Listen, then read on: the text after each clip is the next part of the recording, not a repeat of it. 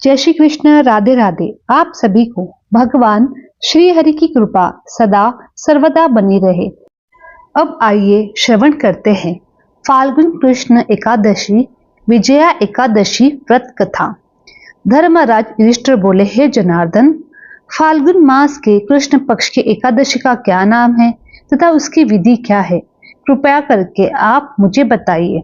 श्री भगवान बोले, हे राजन, फाल्गुन मास के कृष्ण पक्ष की एकादशी का नाम विजया एकादशी है। इसके व्रत के प्रभाव से मनुष्य को विजय प्राप्त होती है। यह सब व्रतों में उत्तम व्रत है। इस विजया एकादशी के महात्म के श्रवण व पठन से समस्त पाप नाश को प्राप्त होते हैं। एक समय देवर्षि नारद जी ने जगत पिता ब्रह्मा जी से कहा, महाराज, आप मुझसे फाल्गुन मास के कृष्ण पक्ष की एकादशी का विधान कहिए। ब्रह्मा जी कहने लगे, हे नारद, विजया एकादशी का व्रत पुराने तथा नए पापों को नाश करने वाला है। इस विजया एकादशी की विधि मैंने आज तक किसी से भी नहीं कही है। यह समस्त मनुष्य को विजय प्रदान करती है। त्रेता युग में मर्यादा पुरुषोत्तम श्री रामचंद्र जी को जब 14 वर्ष का वनवास हो गया, तब वे श्री लक्ष्मण तथा सीता जी सहित पंचवटी में निवास करने लगे। वहां पर दुष्ट रावण ने जब सीता जी का हरण किया, तब इस समाचार से श्री रामचंद्र जी तथा लक्ष्मण अत्यंत व्याकुल हुए और सीता जी की खोज में वन में चले गए। घूमते घूमते जब वे मरणासन जटायु के पास पहुंचे, तो जटायु ने उन्हें सीता जी का वृत्तांत सुनाकर स्वर्गलोक चला गया। कुछ आगे जाकर उनकी सुग्रीव से मित्रता हुई और बाली का वध किया। हनुमान जी ने लंका में जाकर सीता जी का पता लगाया और उनसे श्री रामचंद्र जी और सुग्रीव की मित्रता का वर्णन किया। वहां से लौटकर हनुमान जी ने भगवान राम के पास आकर सब समाचार कहे। श्री रामचंद्र जी ने वानर सेना सहित सुग्रीव की संपत्ति से लंका को प्रस्थान किया। जब श्री रामचंद्र जी समुद्र के किनारे पहुंचे, तब उन्हें मगरमच्छ आदि से युक्त उस अगाध समुद्र को देखकर लक्ष्मण जी से कहा कि इस समुद्र को हम किस प्रकार से पार करेंगे। श्री लक्ष्मण जी ने कहा, हे पुराण पुरुषोत्तम, आप आदि पुरुष हैं, सब कुछ जानते हैं। यहां से आधा योजन दूर पर कुमारी द्वीप में वल्कलाभ्य नाम के मुनि रहते हैं। उन्होंने अनेक ब्रह्मा देखे हैं। आप उनके पास जाकर इसका उपाय पूछिए। लक्ष्मण जी के इस प्रकार वचन सुनकर श्री रामचंद्र जी वल्कलादाभ्य ऋषि के पास गए और उनको प्रणाम करके बैठ गए। मुनि ने भी उनको मनुष्य रूप में धारण किए हुए पुराण पुरुषोत्तम समझकर उनसे पूछा, है राम, आपका आना कैसे हुआ? रामचंद्र जी कहने लगे, हे ऋषि, मैं अपनी सेना सहित यहाँ आया हूँ और राक्षसों को जीतने के लिए लंका जा रहा हूँ। आप कृपया करके समुद्र पार करने का कोई उपाय बताएं। मैं इसी कारण आपके पास आया हूँ। वल्कलादाभ्य ऋषि बोले, हे राम, फाल्गुन मास के कृष्ण पक्ष की एकादशी का उत्तम व्रत करने से निश्चय ही आपकी विजय होगी। साथ ही आप समुद्र भी अवश्य पार कर लेंगे। इस व्रत की विधि यहाँ है कि दशमी के दिन स्वर्ण, चांदी, तांबा या मिट्टी का एक घड़ा बनाए। उस घड़े को जल से भरकर तथा 5 पल्लव रख वेदिका पर स्थापित करें। उस घड़े के नीचे सनंजा और ऊपर जौ रखे। उस पर श्री नारायण भगवान की स्वर्ण की मूर्ति स्थापित करें। एकादशी के दिन स्नानादि से निवृत्त होकर धूप, दीप, नैवेद्य, नारियल आदि से भगवान की पूजा करें। तब पश्चात घड़े के सामने बैठकर दिन व्यतीत करें और रात्रि को भी उसी प्रकार बैठकर जागरण करें। द्वादशी के दिन नित्य नियम से निवृत्त होकर उस घड़े को ब्राह्मण को दे दे। हे राम, यदि तुम भी इस व्रत को सेनापतियों सहित करोगे तो तुम्हारी विजय अवश्य होगी। श्री रामचंद्र जी ने ऋषि के कथनानुसार इस व्रत को किया और इसके प्रभाव से दैत्यों पर विजय प्राप्त हुई। अंत, हे राजन, जो कोई मनुष्य विधि पूर्वक इस व्रत को करेगा, दोनों लोकों में उसकी अवश्य विजय होगी। श्री ब्रह्मा जी ने नारद जी से कहा, था कि हे पुत्र, जो कोई इस व्रत के माध्यम को महात्म को पढ़ता है, सुनाता है, उसको वाजपेयी यज्ञ का फल प्राप्त होता है। बोलो भगवान विष्णु की जय।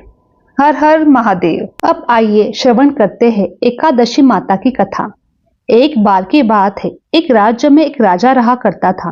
राजा बहुत ही बुद्धिमान और बलशाली था। वह सदैव अपनी प्रजा का बहुत ही अच्छे से ध्यान रखा करता था। प्रजा भी अपने राजा को बहुत पसंद करती थी। राजा की 2 बेटियां थी। अपनी दोनों बेटियों से बहुत ही प्रेम किया करता था। राजा की दोनों बेटियां बहुत ही सुंदर थी, लेकिन राजा की छोटी बेटी देखने में बहुत ही सुंदर और धार्मिक वृत्ति की थी। वह 12 मास 11 माता की पूजा और व्रत किया करती थी। सभी लोग राजा की छोटी बेटी से बहुत प्रेम करते थे और खूब प्रशंसा किया करते थे। वो बोलते थे कि बहुत ही आपकी अच्छी बेटी है।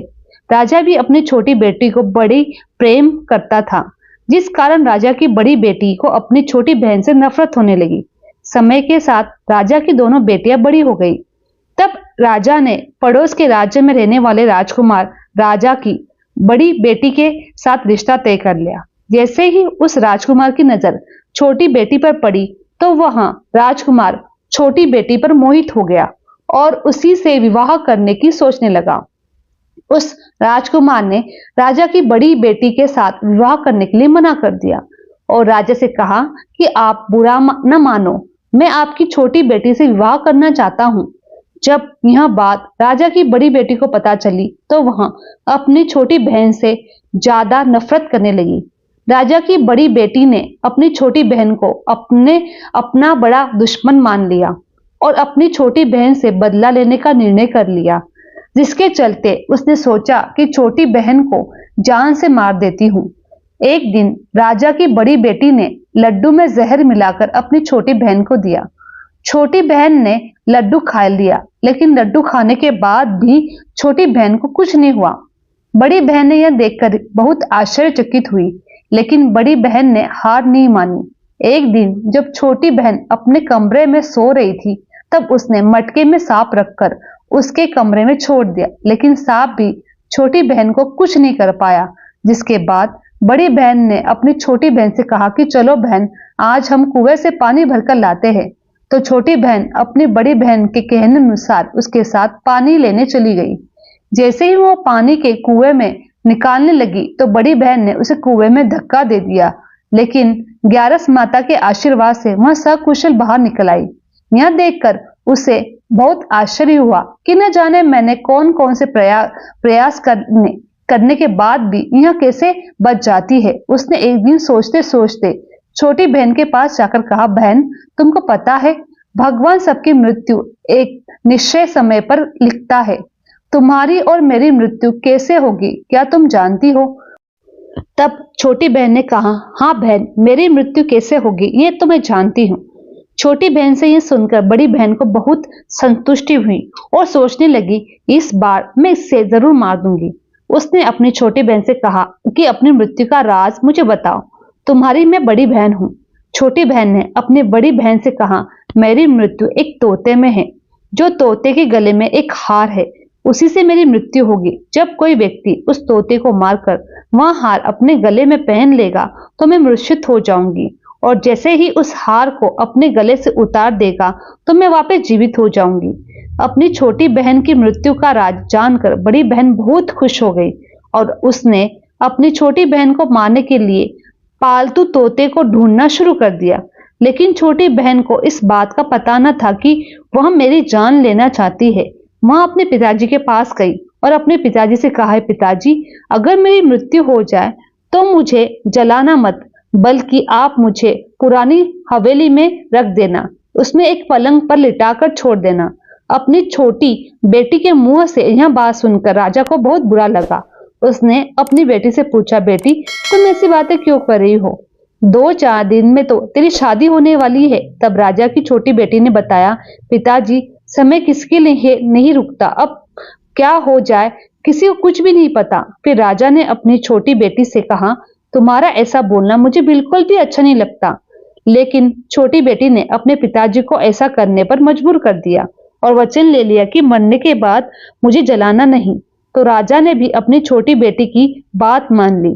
2-3 दिन बाद जब शादी का समय आया, घर में पूरा शादी का माहौल था। पूरे गाजे बाजे के साथ बारात आई। राजकुमार बारात लेकर राजा के घर आया। राजकुमार और राजा की छोटी बेटी का विवाह शुरू हुआ। जैसे ही राजा की छोटी बेटी राजकुमार के साथ अपने फेरे लेना शुरू करती है, तो उसी समय उसकी बड़ी बहन अपनी छोटी बहन के कमरे में जाकर उसके तोते को पकड़ लेती है और उसे जान से मार देती है और तोते के गले में जो हार था उसे अपने गले में धारण कर लेती है।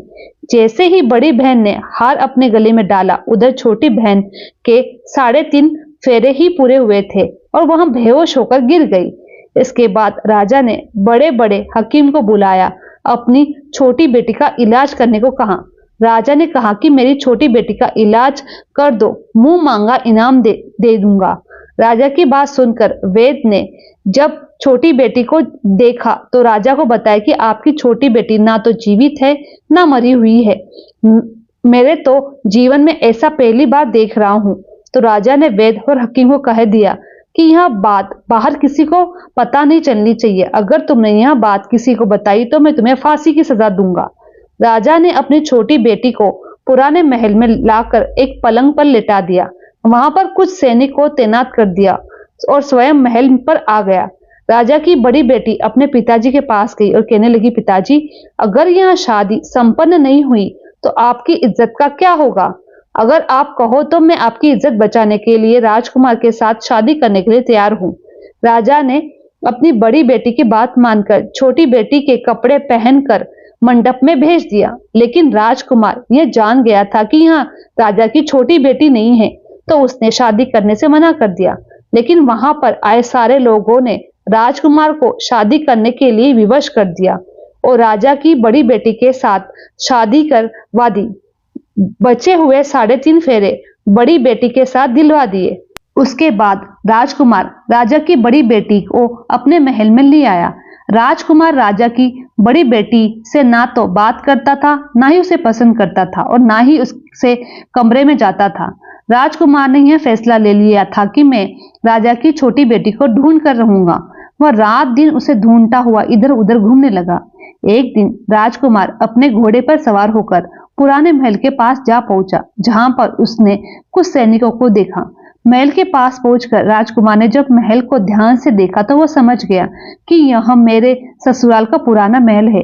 तब राजकुमार ने सैनिकों से पूछा कि तुम लोग यहाँ पर क्या कर रहे हो और इस महल के अंदर उस पलंग पर कौन लेटा है? तो सैनिकों ने बताया कि यहाँ पर राजा की छोटी बेटी लेटी है। यह सुनकर राजकुमार बहुत ही खुश हुआ। तुरंत उसने मिलने के लिए अंदर चला गया, लेकिन देखा तो वह बिल्कुल बेहोश थी। राजकुमार उसकी सेवा में लगा रहा। जैसे ही रात हुई, राजा की छोटी बेटी उठकर बैठ गई। राजकुमार यह देखकर बहुत खुश हुआ और उससे पूछने लगा कि तुम यहाँ पर क्या कर रही हो? ऐसे बीच फेरों से गायब कैसे हो गई? राजा की छोटी बेटी ने राजकुमार को सारी बात बता दी। बताया कि मेरी जान एक तोते में बसी थी और यह बात मैंने अपनी बड़ी बहन को बता दी थी। मुझे पता है कि उसी ने मुझे मारने का प्रयास किया है। उसके पास एक हार है जिसको वह सुबह पहन लेती है और रात को उतार कर रख देती है। जब तक वह हार को पहन के रखती है तब तक मैं मूर्छित रहती हूँ और जैसे ही वह हार उतार देती है तो मैं जीवित हो जाती हूँ। और जब तक मेरी बड़ी बहन के पास वह हार है तब तक मैं ऐसे जीवित और मूर्छित रहूंगी। अगर मेरी बड़ी बहन के पास जो हार है वह मेरे हाथ आ जाए तो मैं हमेशा के लिए जीवित हो जाऊंगी। राजकुमार यह बात सुनकर राजा की छोटी बेटी के पास रहने का निर्णय ले लेता है और बचे हुए फेरे लेकर अपने विवाह को भी पूरा कर लेता है। वहीं पर रहने लगता है। ऐसे करते करते काफी समय बीत जाता है। राजा की छोटी बेटी गर्भवती हो गई। एक दिन राजकुमार को किसी काम से बाहर जाना पड़ा तो पीछे से राजा की छोटी बेटी के पेट में बहुत जोरों से दर्द होने लगता है। उसने उस समय ग्यारस माता का आह्वान किया, जिसके बाद ग्यारस माता वहां प्रकट हुई और उन्होंने उसके दर्द को दूर कर दिया। एक सुंदर पुत्र को उसने जन्म दिया। जब आधी रात को राजकुमार बाहर से आया तो उसने ग्यारस माता को देखा। वह बहुत आश्चर्यचकित हुआ। उसने तुरंत माता को प्रणाम किया और ग्यारस माता ने राजकुमार से कहा, जब तुम्हारा बेटा 5 वर्ष का हो जाएगा तो तुम अपनी पत्नी को हार लाकर इसके गले में डाल देना। जिससे यह हमेशा के लिए जीवित हो जाएगी। समय के चलते राजकुमार का बेटा 5 साल का हो गया। एक दिन राजकुमार को फिर किसी काम से बाहर जाना पड़ा। उसने अपने बेटे से कहा, तुम अपनी माता का ध्यान रखना, मैं शाम तक लौट आऊंगा। जैसे ही राजकुमार वहां से बाहर निकला तो बड़ी बहन के सैनिकों ने उसे देख लिया और बड़ी बहन को जाकर सारी बात बता दी, जिसके बाद बड़ी बहन ने अपनी छोटी बहन के पुत्र को वहां से उठवा लिया और उसे मरवा दिया। उसके 2 टुकड़े करवा दिए। पहले टुकड़े को चक्की के पास छुपा दिया और दूसरे टुकड़े को पलंग के नीचे रख दिया। यह देखकर ग्यारस माता ने भिखारी का रूप धारण कर लिया और उसके घर आ गई, भिक्षा मांगने लगी। तो बड़ी बहन ने अपने नौकरों से कहा कि जाओ भिखारी को भिक्षा दे दो। लेकिन जैसे ही नौकर ग्यारस माता को भिक्षा देने के लिए जाते हैं तो माता उन्हें मना कर देती है और कहती है, तुम्हारी रानी से मैं भिक्षा लूंगी। नौकरों ने अंदर जाकर कहा कि रानी वहां हमसे भिक्षा नहीं ले रही है, बोल रही है कि रानी से भिक्षा लूंगी। जब बड़ी बहन स्वयं भिक्षा देने के लिए गई तो भिखारिन बनी ग्यारस माता के पास आते ही उससे पहले ही माता एक बिल्ली का रूप धारण करके उसके कमरे में चली जाती है और वहां पर जो छोटी बेटी का पुत्र का एक टुकड़ा था वह उठा लेती है और दूसरा चक्की के पास उठाकर जीवित कर देती है और वहां से चली जाती है और राजकुमार को सारी बात बताकर उन्हें उसका बेटा सौंप देती है। राजकुमार अपने बेटे को लेकर उस बड़ी बहन के पास जाता है और उसे कहता है, इस बच्चे का अच्छे से ध्यान रखना। अगर तुम इस बच्चे का अच्छे से ध्यान रखोगी तो मैं तुम्हारी बात मानूंगा, वरना यहाँ से चला जाऊंगा। एक दिन राजकुमार ने अपने बच्चे से कहा कि तुम ऐसा करो, तुम्हारी माँ के गले का वो हार मांग लो, तुम्हारी जिद की वजह से वह तुम्हें दे देगी। अपने पिताजी के कहे अनुसार लड़का अपनी बड़ी माँ के पास जाकर कहता है, माँ मुझे तुम्हारे गले का हार चाहिए। यह सुनकर उसकी माँ को पहले बहुत गुस्सा आता है, पर उसको याद आता है कि राजकुमार ने कहा कि अगर मैं इस बच्चे का अच्छे से ध्यान रखूंगी तो वह मुझसे बात करेंगे और मेरी बात मानेंगे। माँ सोचती है कि छोटी बहन अब तक तो मर गई होगी, उसे जला भी दिया होगा, अब कौन सी जिंदा होने वाली है। यह सोचकर वह हार निकालकर उस बच्चे को देती है। वह बच्चा उस हार को लेकर अपने पिताजी को दे देता है। तो राजकुमार अपने बेटे और उस हार को लेकर वहां से चला जाता है और जाते हुए कहकर जाता है कि तुम हमारे लिए खाना बनाकर तैयार रखना, मैं शाम कर आकर तुम्हारे साथ खाना खाऊंगा। यह कहकर अपने बेटे को लेकर वहां से सीधा राजा के पास जाता है और राजा को सारी बात बता देता है। राजा अपनी बड़ी बेटी की यह करतूत सुनकर बहुत ही क्रोधित होते हैं और अपनी परवरिश को दोष देने लगते हैं। राजा राजकुमार को अपनी छोटी बेटी के साथ रहने का आदेश देता है। राजकुमार वहां हार लेकर छोटी रानी के पास जाता है और उसके गले में वह हार डाल देता है। जैसे ही वह जीवित हो जाती है और दोनों बहुत ही खुश होते हैं।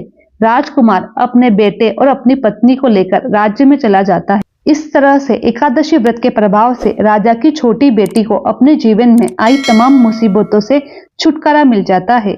एक बार प्रेम से बोलिए एकादशी माता की जय।